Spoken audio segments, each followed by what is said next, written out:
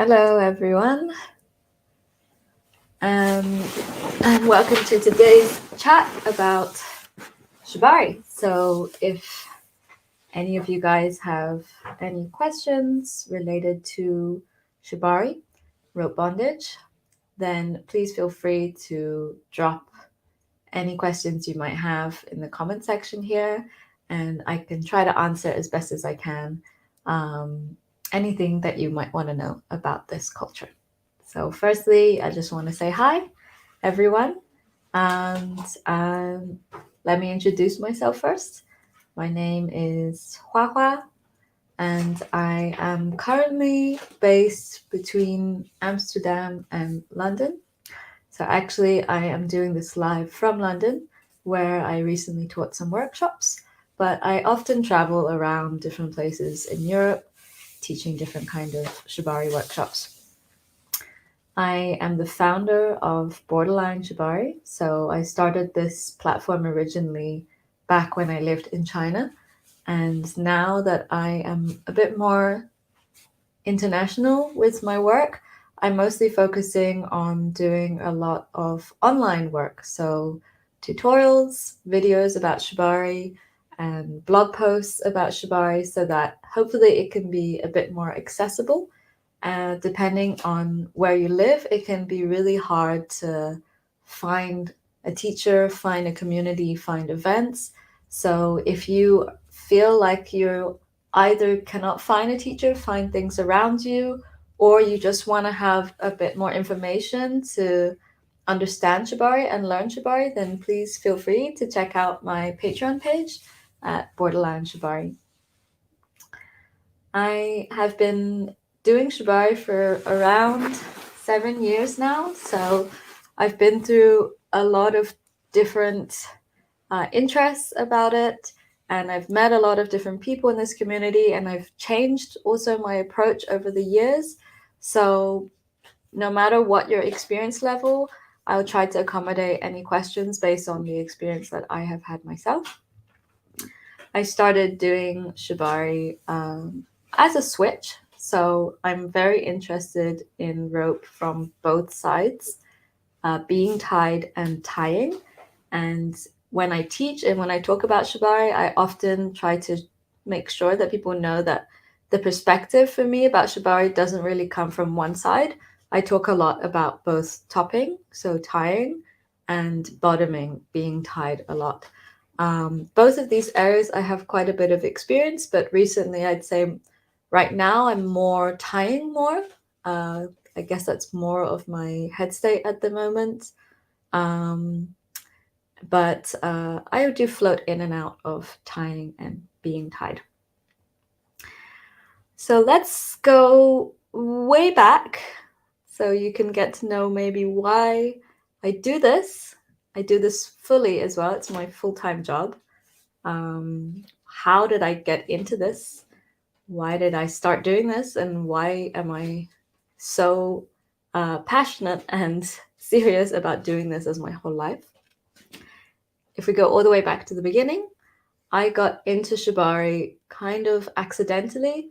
I never really knew about shibari specifically, but as most people have, I have heard of rope bondage and had seen a lot of pictures around of people being tied, and I kind of associated it very much with like very hardcore BDSM. I associated shibari very much with something that was painful and meant to be done with pain, something that was related to torture, even. So I never really actually had much drive to get into it before, just from seeing these images and from this perspective. But before I got involved with BDSM, I think I was always a very kinky person. I just didn't really know that there was a scene for that and there was a community necessarily for that. I only thought it was very much related to porn or something very hardcore and very graphic.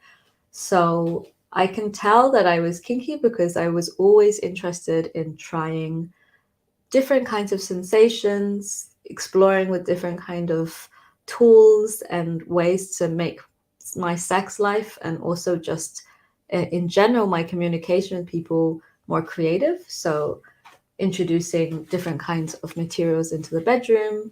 I always was interested in like experiencing quite heavy emotions too, like a deep sense of shame and humiliation, or maybe deep sadness or deep anger when I have conflict with people. So I was always drawn to things that had very strong emotions, because that's a really wonderful way to feel how human you are and to feel how vulnerable you are as a person too. And then when I came across shibari, then it just happened to put everything together, put everything together into perspective. And yeah, it just really kind of tied all that I was interested in. Um, I originally found it on a date, actually. So I started by going to a munch. So I can go into this later if you don't know what a munch is. I met someone on a date and they told me that they were kinky and that they were going to a munch, which is basically an event where you can meet other kinky people, and it's usually in a public place that is not related to sex, not related to play. It's just like a bar or a cafe or something like that.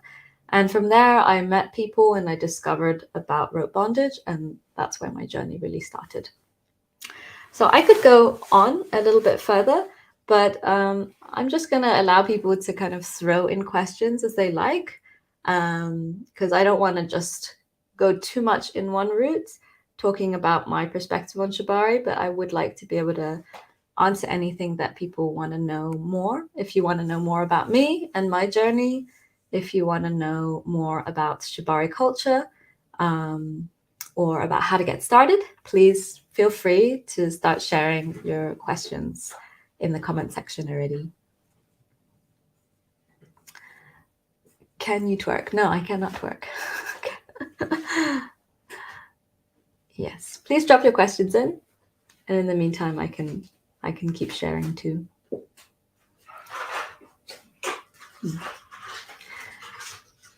Okay, well, I'll continue then. I started very much just very curiously. And already at that point in my life, I was really drawn to things that were related to alternative forms of sex, and just exploring my sexuality as much as I could. So I remember when I first started, I was already into nude photography, doing erotic photography. And I had also, at that point, it was the perfect time when I was just kind of opening up to all kinds of different ways of approaching sex and relationships, that I had started entering into non-monogamous relationships and learning a lot more about being poly.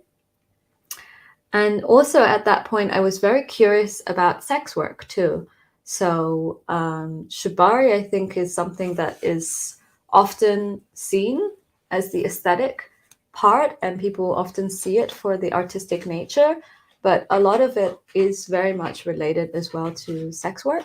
And a lot of the people who practice it and the ones who teach it, it is a kind of form of sex work too. So those were all different elements that I was really curious about. And it was kind of nice to do shibari as well, because it is sexual, but there's something added to it. There's something more to it as well, as it is a very visual culture. It is something that involves a lot of connection. And also, I just love doing things with my hands. I think it's a very, it's a craft essentially.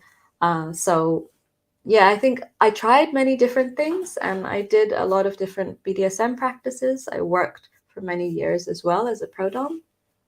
But I think the thing that always sticks with me is rope, because of how many different elements there are to give me pleasure. All right. So what kind of materials are best for rope? I would say that if you are very serious about doing shibari and you get into it and you want to start really practicing it deeper and doing, I don't know, suspensions, doing much tighter kind of style positions, then what you really want to look for is jute rope. So I can show you my ropes that I have.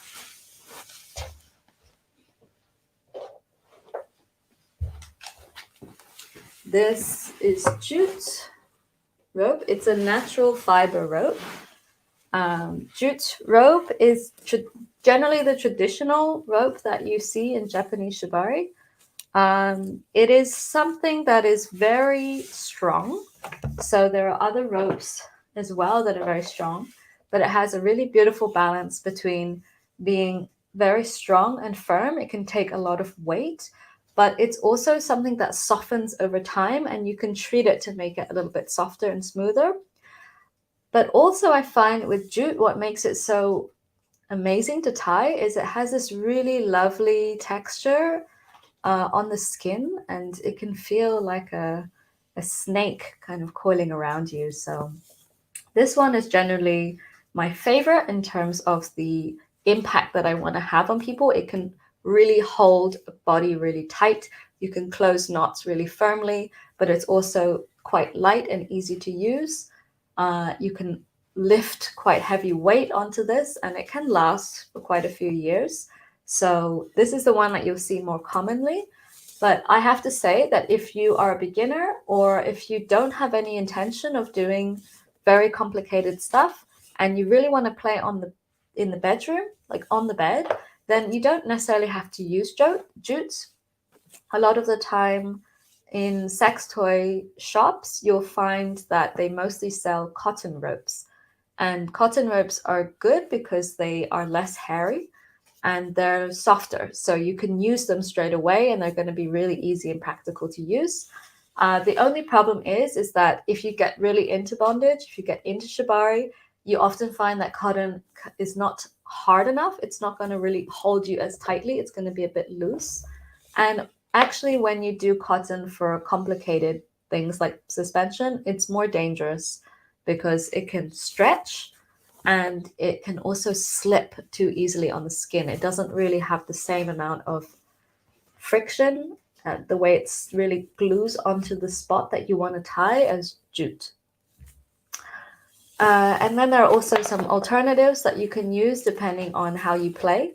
If you want to do things that are a bit more harsh, if you want to add some more tickling sensations or scratching sensations, then another common rope is coconut rope, and it's very, very scratchy. So it's definitely more for pain play if you like this kind of torture. And then there's also ropes that you can put into water. So a lot of ropes that they use for boats and ships. These are good because jute you cannot really wash. Like you can't get it wet. As soon as it gets wet, it loses a lot of its qualities and it hardens. So you kind of ruin your rope if you wash them. But there are other options that are maybe nylon and polyester based that you can put into water. And that would be good as well if you're doing some kind of foreplay with your rope and you know it's going to get messy and you want to wash it. Or if you're worried about hygiene, then these are other options that you can look into. And also, I find that you can do shibari with like a lot of anything that you have, really. I often use like ties. I often use like the strap that you have on like a bathrobe. There's so many different materials that you can find around the house that are kind of string-like. These are all things that you can use if you don't have rope available to you, and it can be kind of fun to mix things up and not always use jute. Yeah. But if you want to get more into the traditional kind of shibari aesthetic and the style, then I really recommend that you buy jute rope from a shibari store, because if you just buy it from a hardware shop, it's going to be really hard, and often it tends to have a lot of chemicals on the ropes that will be quite sensitive on the skin. So often if you buy jute from a shibari store, then they've already treated it. They've already put it through a process that makes it a little bit softer and easier to use straight away. So yes, thank you for this question. And yes, type of rope for beginners. Do you mean the material or do you mean the ties? Because if you mean the material, I would say you could start with a kind of cottony style one and see how you go with that. And if not, you can go straight into using jute. But remember, it is a little harder than cotton. So you'll find at the beginning when you first use it, it can be a bit scratchy and maybe a bit too hard. But if you use it a lot, the more you use it, the more softer it gets. So, Golder, if your question was regarding material, then yes, cotton or jute. If you mean by ties, a single column tie, so doing a very simple cuff, that's usually the first thing that you would do. And I can show you later on just a very simple pattern that is easy to start your practice if you like. I'm going to first answer the other questions before I do a little demonstration though. Any books that you recommend to start learning about shibari? There is one book that I recommend that I know in my experience in China, a lot of people use to start. And I looked through it and it had a very in-depth discussion about not only techniques that you can do to start out, but also about treating rope and also about the philosophy, about the culture, a lot about communication and consent, which I find is very important to explain in the book and not just show you ties. And that one would be The Essence of Shibari. It's by a rope artist in Taiwan called Nawakiri. So it's called The Essence of Shibari. They have an English version and they also have a Chinese version. So if you're interested, that is one book I recommend for beginners. Otherwise, I'm not so sure because I didn't really learn by starting with books, but I know from a lot of people they like that one a lot, and I've read it, and it seems like quite a thorough introduction. So check it out if you can. I think you can probably find it on Amazon, but if you just do a Google search of Essence of Shibari, I'm sure you'll find it. Is it best to start with a partner or solo? This depends on you. There's a lot of first ties that you can do if you tie yourself. Like you can tie your legs quite easily, but this is more about learning very basic techniques, or it's very much about using rope to get in touch with your own body and your own sensations and really understand it. So it's something you can do.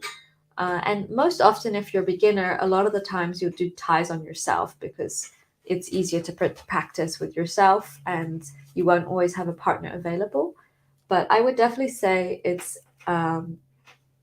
worth it to try tying with someone, at least someone that you have some kind of familiarity. So if you're dating and you're new to this person, then maybe you want to first talk a little bit, get to know each other, meet up in person, really understand if you two are comfortable being intimate in this way. Even if it's not sexual, there is physical contact. You might be putting people in a place that they could get triggered easily. They're in a more vulnerable position when they get tied. So it's worth it to build up a bit of trust, and then you can start trying shibari together. I don't think it's important for you to play with someone that has experience already. You can start together, and that's quite sweet for you to both get to know each other through rope. It's a really, really good way to like get to know someone deeply. It's kind of like dating on its own to do shibari. So I think it's worth it to try finding a partner to start with because there's only so much you can do on yourself. And it's a very different experience when you tie yourself and when you tie someone else because it's the same as like tickling yourself. Like your body can already prepare its nervous system and it already sends signals about what you're doing so you don't feel it. But when you do it to someone else, it's a foreign body, it's a different experience, and the way they react is also going to be different to you. So practicing with someone else, you develop quite a lot of these skills of empathy. But when you practice on yourself, it's more of a personal thing. So I would say think about why you want to do shibari. If you want to do it more to learn some patterns, if you want to do it for your own understanding of your body, then you don't need to find a partner. But if you want to experience it more for connection with someone else, or if you want to really understand this kind of partnership of it, then it's important to try and find a partner when you get started too. Sorry, I have a bit of cold. Do some materials work better for specific moods? Yes. If you use smoother ropes, then you can create more of this very sensual sensations. If you're trying to go for something sensual, but your ropes are really scratchy, then you'll see that it's not going to give you the right mood that you want. If you want to create something with more pain or more intensity because of the material itself, then yeah, using using coconut or using very scratchy kind of ropes can add to that. And also, if you use things like silk ribbons, that can create this really cool, sensual feeling. Um, I also think, in terms of the aesthetic, can change the mood. So if you use like colored nylon ropes, a lot of times this has a lot of association with climbing. So you might notice that the atmosphere changes into something more playful and acrobatic than if you use something like jute, which has a bit more of this heavier Japanese aesthetic to it. So I think the material affects the mood in terms of the texture, the weight of it, and also the way it looks visually. It can really change the mood. Does cotton rope need to be prepared? No, cotton doesn't. Jute does. Cotton, generally, you can use it straight away. How do I care for my rope? So we're doing a lot of questions about the rope material itself, which is nice. Yes, for jutes, everyone has slightly different processes. It can be very personal how you treat it. The rope that I buy, I tend to use Ogawa, which is a brand in Japan that is very loose. It's very loose and it's a bit softer than some other jute ropes. But with this one, I find you don't need that much treatment. Just at the beginning, it can be kind of hairy and a little bit hard. So what I tend to recommend is burning is the most important to get rid of all these kind of extra fluffy hairs. Right now, it's already been treated and used for a few months, this rope. But when you first use it, it's really fluffy and it can get all in your nose and it can really scratch on your skin. So it's worth it to pass your ropes across a low flame quickly so you can just singe off a lot of the extra hair. And if you find that your ropes are really quite tough and quite hard, then a lot of what you can do is frictioning your ropes. So frictioning your ropes requires you to find some kind of point. So I'll just show you quickly what I mean by that. If you have a point like this, you can just twist your ropes and then you just kind of pull at it. And the friction of the ropes rubbing against each other is also going to get rid of some of the hairs and it's also going to soften your rope slightly. But generally, the trick with jute rope and treating is to use it a lot. The more you use it, the softer it gets. And the more you use it on skin, because your body has natural oils. So it will treat your ropes with the person that you're tying, which is kind of a nice, intimate way to play and kind of your ropes are basically changing because they've touched the body, and that's a very sensual thing. And if you are already into shibari, you'll notice that if you do things like suspension, your ropes will treat much faster because it really pulls your ropes and it will help it to soften over time and not get so tight and not get so hard. Yeah, one other thing you could do to help your ropes get softer is to leave them hanging often. If you leave them hanging, then they won't get coiled up and they end up getting quite twisted. So the more you kind of leave them quite loose, the easier it will be for them to get softer. Is there another alternative if you're allergic to jute? A close alternative to jute is hemp, but I think if you're allergic to jute, often you're allergic to hemp. Hemp and jute are really, really similar in their texture. Hemp is just a little bit lighter in color, I've noticed, than jute, but hemp is a good option. If you don't want to use natural fiber, there's also ones that are a blend as well of polyester and cotton sometimes. There's quite a lot of different options, but it really does depend on what kind of sensation that you want to give, because jutes and hemp, these natural fibers, have a very specific texture. So if you're using other ropes, you can, but they will have a little bit different of a sensation. Okay. What kind of tie do you recommend as an introductory tie for someone with no experience being tied? Hmm. It's very hard to give one tie that fits everything. It's very hard to give one style of bondage that fits everything because everyone has very different experiences, different body types, different reasons why they like bondage. So I can't really answer that in terms of saying I teach you this and this is something that's really good for everyone. But there is a tie that I like to do as a way of saying hello to someone.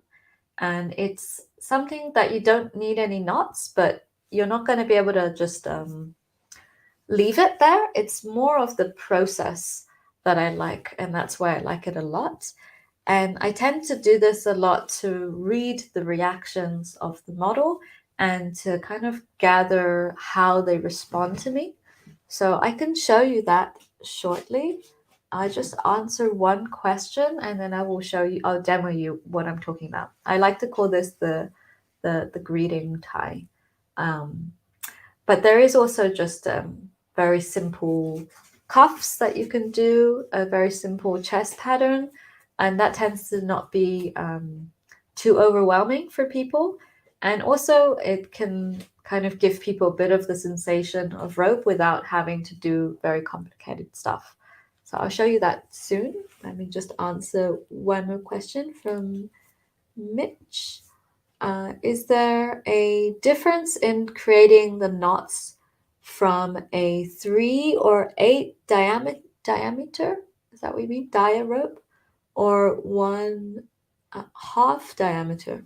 Okay, I think you mean 3 or 8 or 1 or 2. I'm not sure. Maybe you can explain that a bit better. But you're talking about the thickness. I can answer that. Generally, when we do most shibari, about 5 to 6 millimeters is usually the diameter of the rope that I'm using. If you use more than 6 millimeters, it gets heavy and it gets quite thick. So it's very hard for you to like make knots and also to bring your finger around to tie the knots. And if you're using very thin ropes, it's easier, it's lighter and faster. So if you're using something like 4 millimeters, but it digs into your skin more. So it's not as safe for suspension to use thinner ropes, or if you're using ropes on a bigger body. So you do have to adjust things depending on who you're tying and what you're tying. If you want to tie on the floor a lot, you want to tie quite easily and smoothly, then you can use thinner ropes. But if you want to hold them for a long time or suspend them, then I would say 5 to 6 millimeters is the standard. And if you're tying someone who is quite heavy, then you can try to use slightly thicker than 6, but it will be hard for you as the rigger to tie. So it might be better, rather than using even thicker rope, is to use more wraps. So rather than just wrapping once, you wrap 3 times. And that will kind of spread the pressure and increase the surface area that the rope is touching the skin. So generally 6 millimeters is a good start because you can do suspension, you can tie on the floor as well. If it's too thin, you have the risk of it being too sharp on the skin. But as you go on and you do more shibari, you kind of figure out what works better for you and what works better for the person that you're tying as well. Okay, cool. So let me just show you what that greeting rope that I was talking about. It's complicated in the fact that it's not just about where the rope is going. It's very much about the process of it. And this is a good way for you to understand what sets shibari apart from bondage. Because bondage is often very goal orientated. It's about restricting the body. And I'm talking about bondage in general. So Western bondage, BDSM, things that you can do with cuffs, things that you can do with machines, things that you can do with leather or whatever, tape. This is generally what bondage is. But it's often about restricting the body and holding it into a certain position.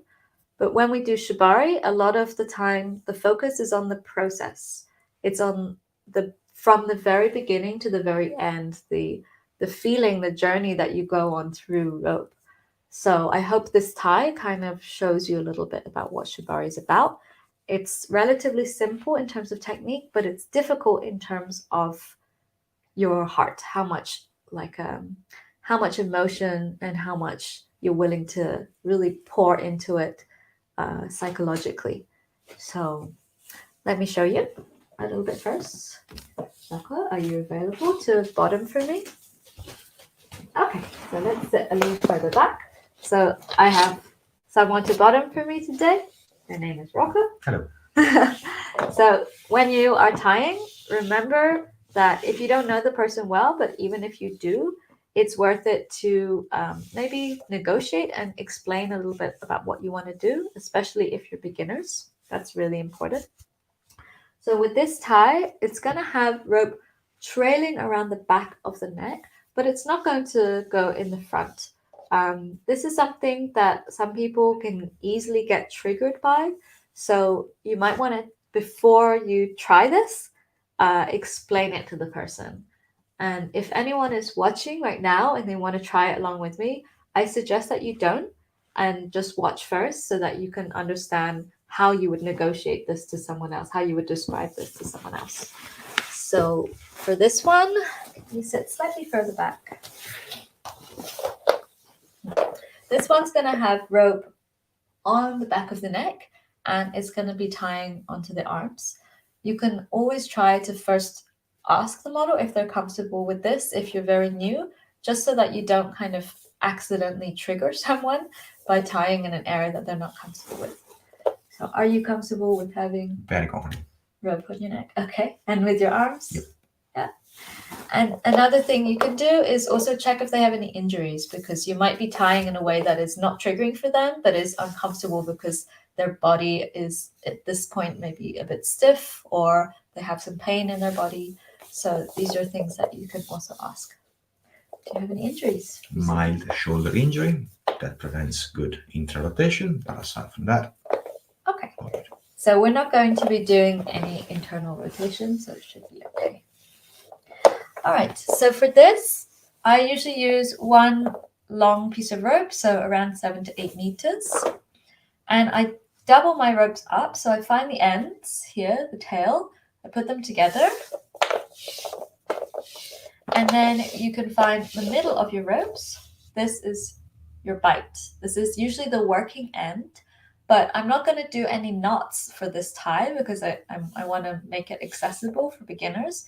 So we're actually just going to start with the bite, but we're not going to make any knot. Okay, so just hold this loop, which is called your bite, and the rest of the rope, I'm just going to put it somewhere in front of them, and I'm going to sit slightly to the side of them, and this way it will be easy for me to tie, but then I'm not blocking the way that I'm going to add the ropes.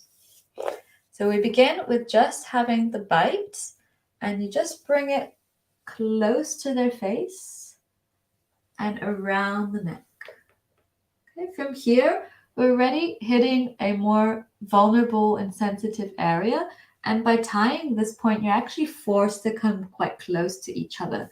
So it's less about the ropes, but more about what it's making you do to each other. What is the communication that's coming out of where you're putting the rope? And from here, I'm just going to slide the rope around the neck. Let the rope slide. So don't pull it so fast, just let it slide around. Okay, this way you can also understand that rope is very much about the sensation of the play. It's not always about the knots and making it really tight, but it's also just this nice feeling of the ropes on the skin. And as you wrap around the neck, you can also take this time to read how their body language is. Do they seem relaxed? Do they seem tense? Do they seem nervous? This is what I'm looking for when I'm tying. Not so much to create any sort of pattern or structure, but more as a way of trying to understand the person in my ropes. This is very gentle, but at the same time, it can make people a little nervous. So everyone will have different reactions, even from this very simple step. I'm going to keep pulling until I reach the middle point. So when I mean the middle, the bite and the tail should have pretty similar amount of length. So you're kind of going till you're about halfway. And then from here, I'm going to grab both my working ends and I'm going to slide my hand up like you're tying a necktie around the neck. Okay. Holding both of these ropes, I'm going to go over the arm and I'm going to bring the arm together and I'm going to grab the ropes from behind the arm and pull the ropes around. So already we're creating a position.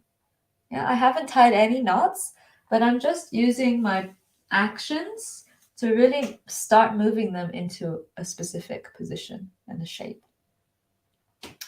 Holding all of my ropes here, I'm going to grab the ropes again that are around the neck. And this time I'm going to bring my ropes over everything and then bring it underneath everything. This way you create a friction here. And I'm going to tighten everything. So to tighten it, all you need to do is pull down.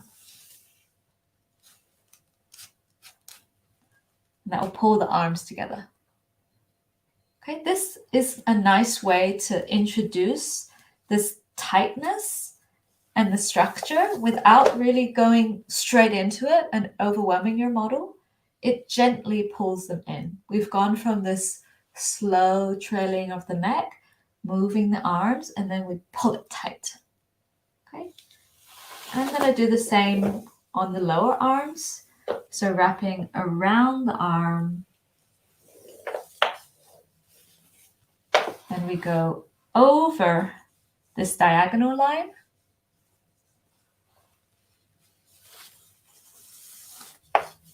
And then I pull everything down. Okay, and you just hold on to the end. It's like they're giving themselves a hug. So this is why I think it's also nice for beginners, because there's no knots actually. If I let go of this, everything's going to open. But also it's a very safe feeling for the model because they're hugging themselves, they're closing their body up. So it's not going to intimidate people so easily or make them feel too thrown into the bondage. Yeah, it's very gentle and it slowly leads them into it.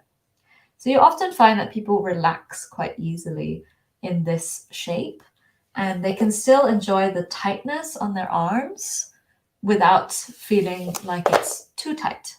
Okay, and you can easily adjust it because I don't have any knots here. If I let go and I just kind of shuffle everything, this is actually looser. Yeah.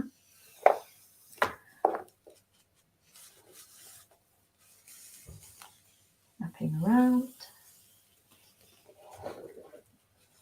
Really enjoying the sliding of the rope on the skin is something that is always enjoyable, whether you are really experienced or you're a complete beginner. That's why I tend to use jutes a lot, because it has this very snake-like quality, but it's also quite warm. It doesn't, it kind of warms up with the temperature of your body, so it feels really gentle on your skin. But that's also because my ropes are a bit older, so they are soft. You can enjoy this wrapping sensation as you untie as well.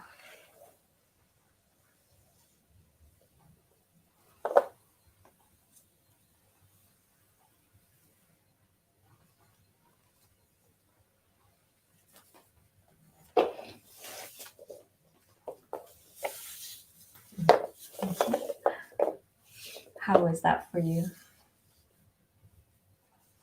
I love that. It was, like a cuddle. Yeah. Like Between two people, not just with myself. Yes, there was compression like this, which is like a hug, but driven by someone else. The part on the neck is super sensitive. It's hard to describe that though.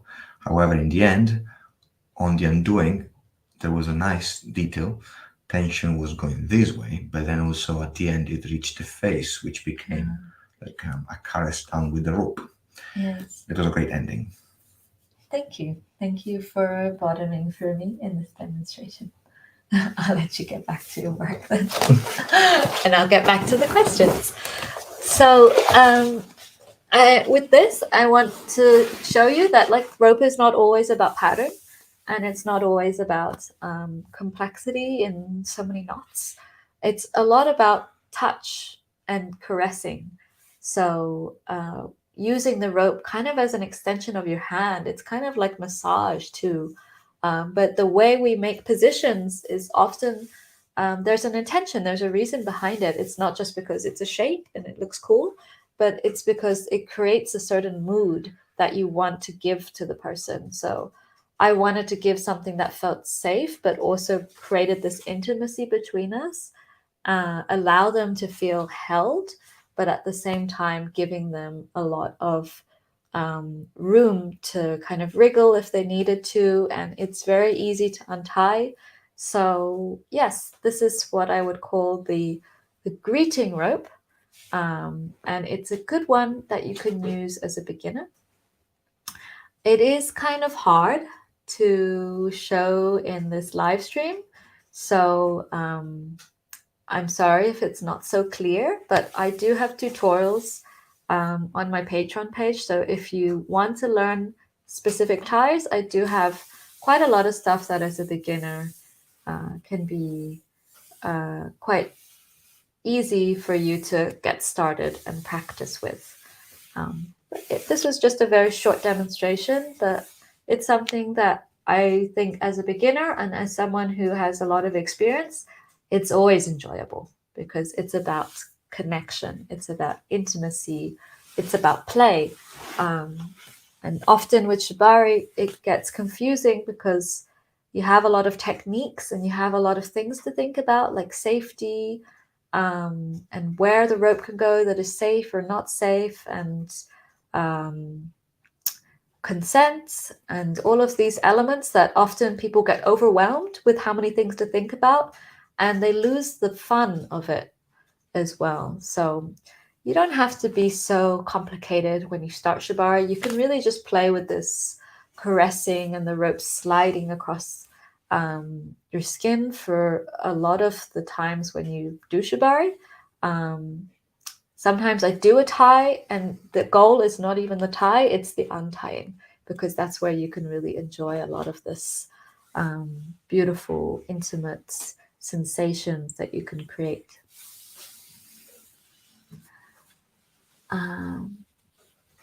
Yeah, so do I have plans for a live workshop in New York, NYC this year? I don't, but if you would like to invite me, you're welcome to.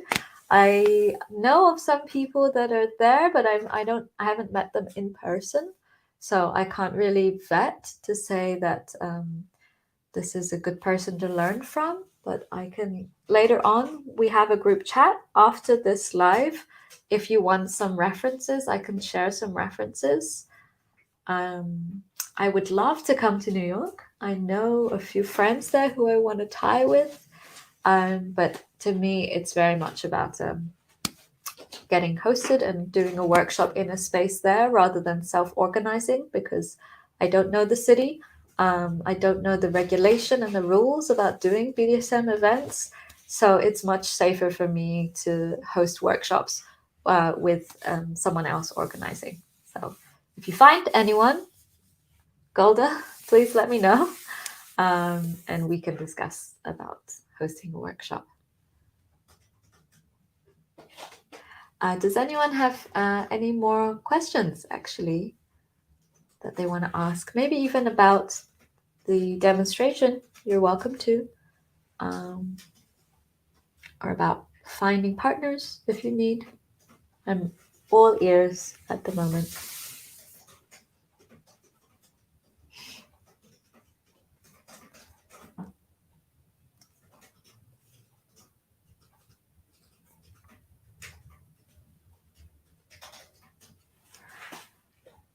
Okay, so if people have some more questions coming in, you can feel free to share. I do want to point out a few things that I think are important if you're starting out. One is please be very careful when you are looking for partners to do shibari. There's a lot of people who are interested in rope, but they're not necessarily going to suit you, or they might not necessarily have very good intentions about what they want to do. So it's easy for us to get really excited when you find someone on field, or if you meet someone in real life or at an event and they also like rope and they want to tie with you. But I advise to be cautious and not just jump in to doing rope with anyone and to doing it with the first person you find who also likes bondage. It's really important to first build up trust with someone because things can go wrong. Things can become dangerous. People can kind of get a power trip from being able to dominate and control people. So it's really, really important that you take care of yourself and you try to practice with people that you at least feel emotionally safe with when you're talking to each other. And I really recommend to spend time asking questions about each other first when you're chatting, and not always just talk about like what you want to do with each other in rope, like what positions you want to try and what kinks you're into. It's worth it to get to know each other in a more like a fuller perspective of who they are, and then you'll find that you will be easier to share if you have some negative feedback or if they did something that made you uncomfortable. It'll be a lot easier for you to kind of get to know each other better and practice much more safely if you feel comfortable with that person already. So please be careful, everyone. Shibari is really an amazing thing, but it's amazing when you do it with people that you have trust with each other and that you really like each other, rather than just because you both like rope. Okay, some more questions. More about the rope. Okay, a lot of people want to know about the material today. What length rope would you recommend? I recommend 7 to 8 meters. That's usually a standard length for most ties. If you use any longer than that, you'll end up just like pulling the rope for ages when you do knots, and it takes up a lot of time. But if you are tying with bigger bodies, then 7 to 8 meters can sometimes be a bit too short. So no more than 10, I would say. If you have longer arms and you're tying someone who you need more rope to do the same harness, then maximum 10. But 7 to 8 is usually the standard. Do you have any tips on bringing power play into the tying or untying? Okay, so tying someone already has a power exchange involved in that you have more ability to do things and they have less because they're immobilized to some extent. A very simple way to look at power play when you're tying too is to think about where you're tying. Often when you see shibari, what really makes it shibari to me, and like more of a power play, is tying the hands. Because as soon as you tie someone's hands, you're taking away a lot of their autonomy. They can't do things for themselves anymore. And people have much more sensitivity to their sense of control when it comes to their hands. So having the hands tied is already quite enough for some people, but it's also about where you tie the hands can make a difference. So think about when you see people get arrested, they don't usually tie their hands in front, right? They usually tie it in the back. Why would they tie it in the back? If anyone wants to answer that, why would you tie it in the back? What is the reason for handcuffing someone in the back and not the front?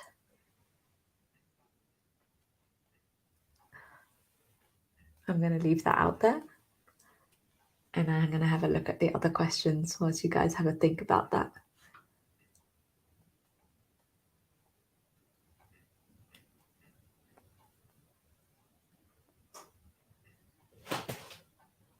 Yes, thank you. More vulnerable, immobilizing. You can't see your hands. You can't see your hands. Your hands are behind your back. You have way less control. You're much more in a vulnerable position. When your hands are in the front, you can see. You can maybe figure out something to do to untie yourself, right? So that's also like the tricks that magicians do, right? They need to see it in order to know what to do. But if they can't see it, they won't know how to escape it. So having the hands behind the back is already a big power trip because you have this control over their body, and they can't see what you're doing as well. So that's a very easy way to introduce that power into it. Just having the hands tied and having the hands tied around the back. But when it comes to tying and untying and bringing power play into it, you need to think a lot about your dynamic with each other. Some things can be done simply through the way you look at each other. You can create more power, like staring at someone in the eyes and really making them feel gazed at and observed can already make them feel vulnerable. But yeah, I guess that's a very complicated topic. We could maybe delve into that a bit more in the group chat later if you want. I'm going to keep answering a few more questions, but thank you for that. That is something that you will explore as you do shibari. So I hope you come up with a lot of these things in your own practice too. Okay, so last few questions. Would you recommend working through tutorials first with a partner or model, or to first explore them alone before involving another person? So we answered something similar to this before. I would say, what is your reason for wanting to tie? Do you want to tie other people? Then it's worth it to start looking for a partner already. But if you feel unsafe, not knowing how to do things before you tie someone else, remember that even though you're the top, you can be vulnerable. I think when you show yourself that you're human and that you're learning, then you give a lot more people this trust that you are trying and that you're putting effort into doing something. So you never need to come into rope or BDSM with all of the knowledge in the world. And a lot of the knowledge comes with experience, with doing it with someone else. So what I recommend, if you do want to start with tutorials, you can start with like single column ties. So a very basic tie that you can do on your ankle, and a leg tie if you need on yourself. And when you already find a partner, you can still go back to tying yourself just to practice your techniques. But it's worth it to do this with a partner as well. And you can learn together, and the bottom can help you. The model can also, if you're tying with them and you're learning with them, they can give you advice because they've seen you make a mistake and they saw how it was done before. They can help correct you. So it's a team effort. It's worth it to do things together, in my opinion. But then again, if you don't have any interest in tying someone else, you're doing it more for yourself, then you don't need to. You can just try with tutorials or try with classes in person, and you can just do it alone. Any advice on making a first kit of ropes, meaning the lengths and how many would be good to have? As a beginner, I don't think you need that many. 1 to 3. I started with 1 rope and I did a lot with 1, and then I realized what was missing and I got 3 ropes. And then after 3 ropes, I ended up getting 8 and then 12, and then now I have endless amount of ropes. But you can do quite a lot with 3. So maybe start with 3 7 to 8 meter lengths with 6 millimeters. That's a good start. Okay. Question about caring for new jute rope. You mentioned hanging and singeing or burning. Are there ways to make the rope feel more smooth, less scratchy? Is that just how the rope is? The singeing and the frictioning it, that is the way to make it less scratchy. So that's the main ways that people use to make it less scratchy. Also, after you burn it, wiping it down with a cloth just to get rid of those hairs. And definitely to make it smoother and softer, it's really about using it a lot. But another thing you can do if you like, I don't tend to do this a lot, is to add oil or adding a wax onto your ropes. That will help it be a bit more smooth. The reason I don't necessarily recommend that to everyone is that when you add oil or wax, then it will make it easier for like dirt to stick onto your ropes.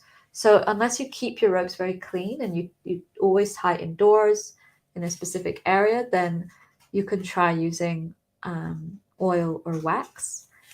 Usually the oils that people use are either jojoba or camellia oil, which is an oil that I use on my hair. So these are topical oils that you can use. I wouldn't use any oil that can go rancid. So olive oil, these kind of fatty oils that you use for cooking, those will go rancid. So don't use oils like that. And wax, it's usually beeswax. So you can buy specific oils and waxes from shibari shops, shibari stores online, or in studios. They often sell them. How do you prepare or clean rope to use it over the skin? And what kind of rope is better to get so near those sensitive areas? I always use jute rope and I rarely clean mine. I have to be honest. Most people who use jute, you don't really clean. I sometimes wipe them. I only really do another treating if I've used it like outdoors. Then I really need to wipe it down. Sometimes I even spray it with some antibacterial kind of spray. But you really don't do much to your rope because the oils on the skin is really what makes it better and better. I would say if you're worried about tying in more intimate areas, then you want to keep a rope set or a specific rope for that person. So if you're tying with someone regularly and they're your partner, it's easier. But if you're tying with different people, then maybe you have a specific rope that you know that you tie with them. Also, another option is to not use jutes, is to use ropes that you can actually put in the wash. So polyester, nylon, these kind of ropes, synthetic ropes that you can wash them. So that would might be a bit better if you want to tie in the genitals and other kind of intimate places. What would I say? Okay, so there's still a lot of rope questions. Remember, we have a group chat. So if you have more questions about the rope itself, then we'll share that in the group chat. I'm just going to answer one last question before we end this live from Adam. What would you say are the fundamentals of technique for people getting started in tying? One of the most fundamental things is more about safety. Is don't tie on the joints in the joint areas. So your elbows, your elbow crease, your armpit, your knee crease, your hip crease, don't tie it in these areas because these have a lot of nerve endings, and it's also where your bones join. So there's a lot more risk in tying in those areas. So when you're freestyling or when you're a beginner, just be mindful of that. Tension is everything when we do rope. Having good control of your rope tension is more important than learning complex ties. You'll learn about what is good tension as you go.